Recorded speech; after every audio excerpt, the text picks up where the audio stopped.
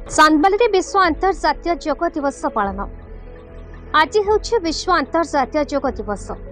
सारा भारत वर्ष में जून 21 तारीख को अंतर्जातीय योग दिवस भाव पालन करा चांदबाली ब्लॉक कार्यालय परिसर एवं विज्ञापित अंचल पक्षर शताधिक योग समर्थक सामिल हो योग दिवस पालन करते। योगगुरु दीपक साहू सहयोग में समस्ते शिक्षा दान करते। ଏହି ଦିବସରେ ଚାନ୍ଦବାଲି ବ୍ଲକ ଗୋଷ୍ଠୀ ଉନ୍ନୟନ ଅଧିକାରୀ ଏବଂ ବିଜ୍ଞାପିତ ଅଞ୍ଚଳର ଅଧିକାରୀ ଉପସ୍ଥିତ ଥିଲେ। ଯୋଗ କଲେ ଶାରୀରିକ ଅକ୍ଷମତା ଦୂର ହେବ, ମାନସିକ ଶାନ୍ତି ପ୍ରାପ୍ତ ହୋଇପାରିବ। ଯୋଗ ଓ ପ୍ରାଣାୟାମ ଯୋଗୁଁ ଅନେକ ରୋଗର ସମସ୍ୟା ଦୂର ହୋଇପାରିବ।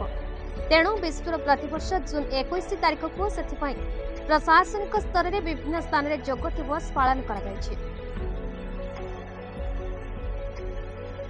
ଆଜି ଚାନ୍ଦବାଲି ଏନ୍ଏସି ତରଫରୁ आंतर्जातिक योग दिवस पालन कराइथिला।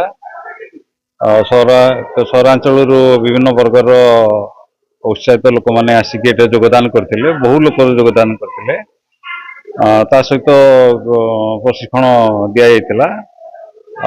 नगरपाल आसिक शुभ उद्घाटन करते एवं सठिकतार आम सब कार्यक्रम कर जो आंतर्जातिक योग दिवस 21 जून को प्रतिवर्ष रखा जाए से अवसर में चांदबाली ब्लॉक प्रशासन तरफ एक गोटे भल आयोजन आमर पाखापाखि 100 ରୁ 150 पार्टिसिपेंट अंशग्रहण करते समस्त को लेकिन आम योग शिक्षा देइथिलु एवं आमर 2 योग गुरु आम पाखे उपस्थित थे एवं आमर जड़े बंधु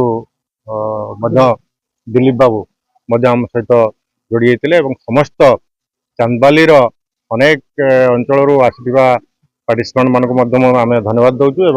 ये जो अवसर रे मु सारा देशवासी को गोटे अनुरोध करी समस्ते योग एवं व्यायाम करी निजे सुस्थ रुहतु एवं अन्य को सुस्थ रखा प्रोत्साहन दिंतु।